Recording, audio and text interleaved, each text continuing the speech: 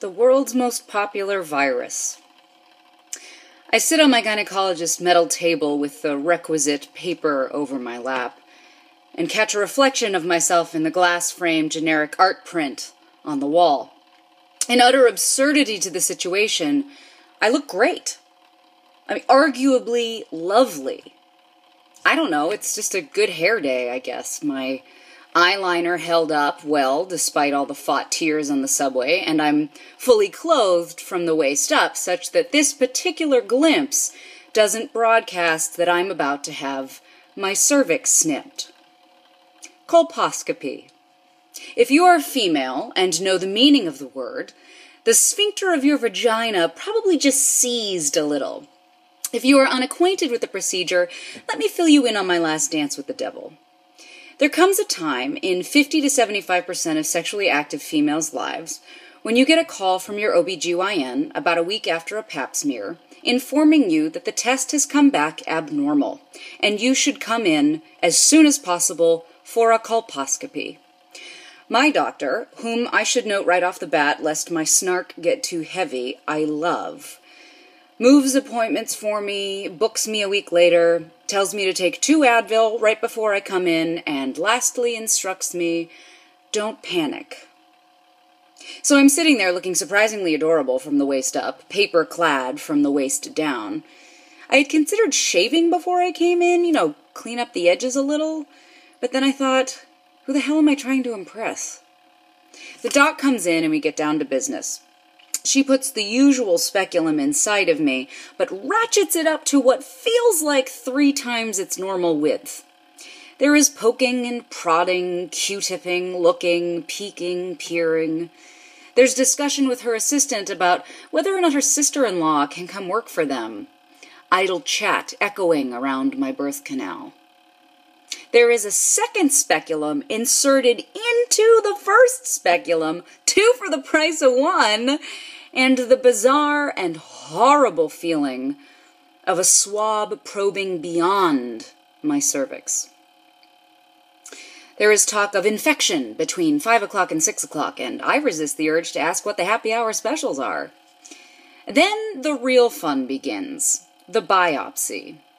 The doc gives me fair warning, which consists of 1, 2, 3, pinch. The first one isn't bad, but she apologizes and says she took too small a sample. The second one is bad. Very bad. I gasp. She admits this one was too large. It's at this point that I can't hold it together anymore. All the breathing exercises I know have failed me, and tears stream down my face. My doctor is all apologies, but then she's all apologies when she sticks her finger in my ass during a routine pelvic, so I'm used to it. In between assuring her it's okay, I take tissues from the assistant, and some part of me that isn't going through this hell notices how beautiful the assistant's skin is. That part makes a note to tell her that later. The doc finally gets a mama bear-sized sample, and the nightmare is over. She swabs some more antibacterial something or other, perhaps a coagulant, fairy dust and unicorn sweat, I don't know, and finally removes the metallic duck beast. She tells me not to sit up right away so as not to get faint, and to put my legs up. What she means is to stretch them out on the table she has since adjusted, but what I hear is lift them into the air like a giant 31-year-old baby waiting to be changed. It's hours later before I realize my mistake and retrospectively cringe.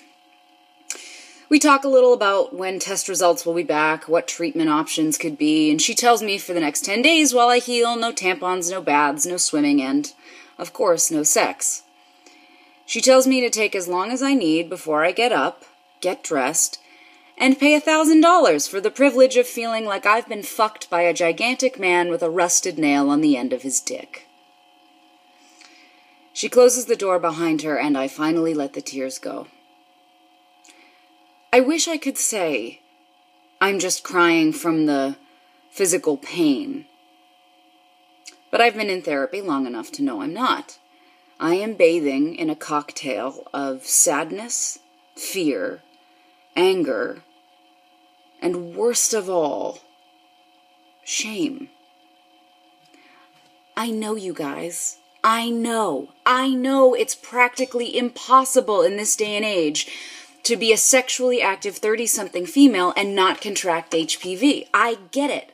I know I'm supposed to join the forums on Jezebel and be willing to openly talk about the STI. I know, especially since this is my second time with all this, that I will be fine and that my likelihood of developing cervical cancer is low. It's just that maybe it's from an unfortunately Catholic upbringing, but I can't help feeling like I'm being punished by some unforeseen force in the universe for letting a couple guys into my life and my vagina since my last clean pap 6 months ago.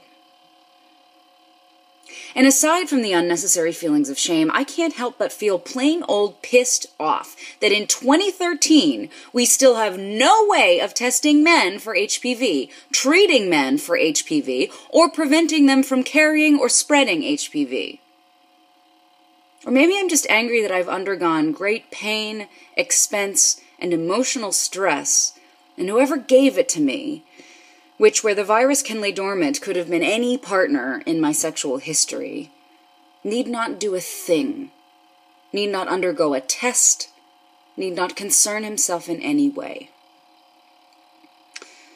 I eventually get up, get dressed, exhaust my credit card on the experience, and forget to tell the assistant about her skin.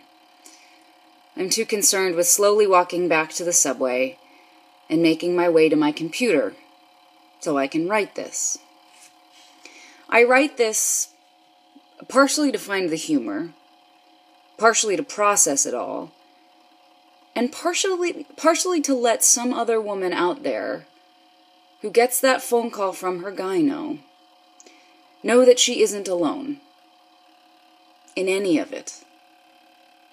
The fear, the frustration, the anger, the sadness, and even the unnecessary feelings of shame.